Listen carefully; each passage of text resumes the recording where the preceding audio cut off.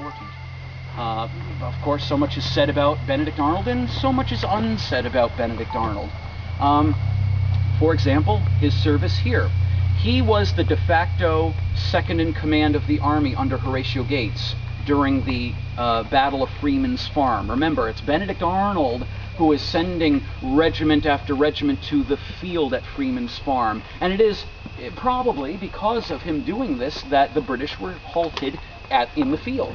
And it was a Pyrrhic victory for them. If Gates had allowed the British to come to the lines of defense, who knows what would have happened. Now, Benedict Arnold, being the kind of guy he was, did a brilliant job at Freeman Farm in terms of taking an active role in the fighting there, in terms of sending troops to the front. I don't mean he was out there sword in hand leading charges, that wasn't the case, but he was sending troops to the front. And for Benedict Arnold, unfortunately, this was simultaneous with something that he had just gotten from Congress. You see, earlier in the year, he tried to resign from the army. He did not want to be in the army anymore because other generals in the army had been promoted over him. He had seniority over them, and they were promoted over him, 5 generals. He was infuriated by that. About, I don't know, a month and a half, 2 months later, he gets the promotion, but now he's still junior to these guys who should be junior to him, you see? So he wanted his commission date backdated. He wanted it backdated so that he could have seniority over these 5 generals. Congress decided that they would figure that out. They would try to debate it and see how it would work, and etc. Just before the Battle of Freeman's Farm, he gets word that Congress voted the resolution down, that Arnold would not get his hoped-for seniority restored. So Benedict Arnold fights the Battle of Freeman's Farm with his regiments, and every single regiment, save one, was from his half of the army. Every single one. So he's thinking very well of himself. Well, look what I did in the Battle of Freeman's Farm. Then a couple days later, he gets a copy of the letter that Horatio Gates wrote to the President of Congress. And the letter from Gates to John Hancock said, hey, we did great, you know, we killed up to 1,000 British troops, gross exaggeration, they didn't know, but 1,000 British troops, this and that, kudos go to Morgan and Poor and etc. Arnold is not mentioned in this letter, whether it's on purpose or by accident, who knows, but he's not mentioned. Arnold gets a copy of this because it's a copy letter to be circulated, and he is infuriated, absolutely infuriated. So he and Gates have this meeting, and Arnold lets him know why he's angry. Gates is just going to be a stick in the mud for whatever reason. He's not going to budge on his reasoning for doing what he did. We don't know why he did it, unfortunately. But Arnold is a very prolific writer at this time, so he's writing letters to Gates.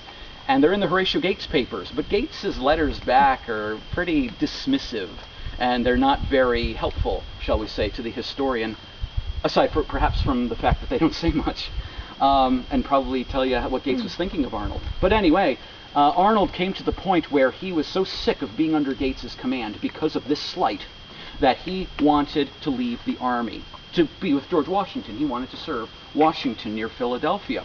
And so he asks for a pass to go to Philadelphia. Gates writes a letter to John Hancock, a letter of introduction. And the letter says something to the effect of, hey, President of Congress Hancock, this letter is to introduce to you Benedict Arnold. And it goes on to say something to the effect of, oh, I'll tell you more later about what's going on with this situation. Arnold has this open letter addressed to John Hancock. This is his pass. Now, he's even more angry. He writes back to Gates and he says, Gates, if you want the mail delivered, you should have it sealed. I want a pass for Philadelphia. Gates responds. In this letter, General Arnold is enclosed a common pass, underline, and feel free to leave whenever you want, my words. But yeah, leave whenever you want. You're of no use here. Benjamin Lincoln, the actual second in command of the army, has now arrived. It's between the battles of Saratoga. And Gates is thinking, well, you know what, I don't need Arnold. He's a supernumerary general. He's irrelevant. I have Benjamin Lincoln. Mind you, Benjamin Lincoln was one of the 5 generals promoted over Arnold earlier in the year. A very thick plot going on. So Arnold is furious at the fact that Lincoln is here. But Arnold decides to stay. He doesn't leave. Supposedly, we can't prove it, but supposedly a petition was written up and signed by many officers of his division.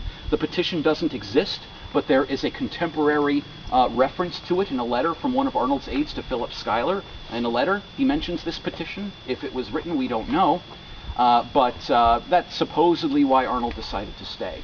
On the 1st of October, 1777, Arnold writes his last letter to Gates, and he says the following, quote, "I am repeatedly ill-treated and abused at headquarters. There are officers junior to me who know more about what's going on than I do. I am treated as nothing more than a cipher in the army. I am never consulted upon any occasion," etc., etc. He's laying out his grievances. He then accuses Gates of being jealous of his courage and his leadership. He actually says this to Gates in a letter that he wrote, because these two guys are not on speaking terms, so the letters document it very nicely. Oh, it's really bad blood, and they're just not communicating. And what Arnold is admitting is that although he's not removed of command, he was never removed of command, he was not allowed to actively command anything because he was just ignored completely. 7 October rolls around. It's the day of the Battle of Bemis Heights. Horatio Gates orders out Morgan's Corps, Poor's Brigade, Leonard's Brigade, regiments, brigades that are still technically in Arnold's division. But unlike the first battle, what Gates does is he tells the Deputy Adjutant General, the great hero of the American Revolution, James Wilkinson, to order the attack. I heard some snickers. To order the attacks directly. So James Wilkinson, the Deputy Adjutant General, 19 years old, imagine that, but he orders out Poor and Morgan and Lerner directly, completely circumventing Arnold's authority. I guess Gates can do that, but it's not a nice thing to do. Arnold, infuriated by this slight, you know how Arnold is, he's very touchy about these kinds of things. Many were, but he's overly touchy perhaps. He decides that, okay, that's it. He's going to go out there and participate in the attack as well, as you could say, like an independent volunteer. He mounts on his horse, he goes out there, he participates in attacks, he joins attacks in progress, he motivates and encourages troops. And it's here that he's going to be severely wounded in the left leg. Now, I have a theory as to why he was doing this, and my theory is the following. The theory is that I have, is that if you look at Arnold's promotion track, every time he does something pretty amazing like this, you know, going out there and participating in a battle, he gets promoted. He became a Major General of the Continental Army from the rank of Brigadier General because of his work at the Danbury, Connecticut raid. It's because of that and his heroism there that he got the promotion. I believe that he was hoping that he would have his commission date grandfathered if he did something heroic here. Now, he's severely wounded, right? Horatio Gates reports to John Hancock about what happened here in the Battle of Bemis Heights. And he says of Benedict Arnold, he actually mentions Arnold's name. He says that Arnold was, and I quote, gallant. Gallant. What does Congress decide to do? They decide to vote again for a resolution to backdate his rank, and he gets it. It's approved. The inscription on the back of the monument is, there's a factual error. It says that Arnold won for himself the rank of Major General. That's not true. He was a Major General, but he had his rank grandfathered back, so he would be senior to the 5 others who were promoted over him earlier in the year. Problem is now, he's severely wounded in the left leg. He goes down to Albany in the hospital. Dr. Potts wants to cut his leg off. Arnold says, no way, cut out the shattered portions of the bone, reset the leg, and we're going to try to make that work. So they do it, and it works. But he's convalescing in the hospital in Albany for nearly half a year, bedridden, no doubt stewing over all of this going on. He gets his promotion. He's probably happy about it, but infuriated that, you know, who knows if he's going to ever be able to actively field again, commanding troops, which is the thing that he liked to do. So after he leaves the hospital at Albany, where does he go? Valley Forge, joins Washington. Well, that's nice, but the British evacuate Philadelphia. Washington pursues them. You have the eventual Battle of Monmouth Courthouse.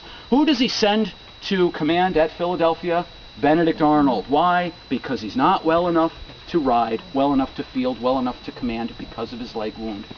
And as you probably know, it's there in Philadelphia that he begins doing things that he shouldn't do.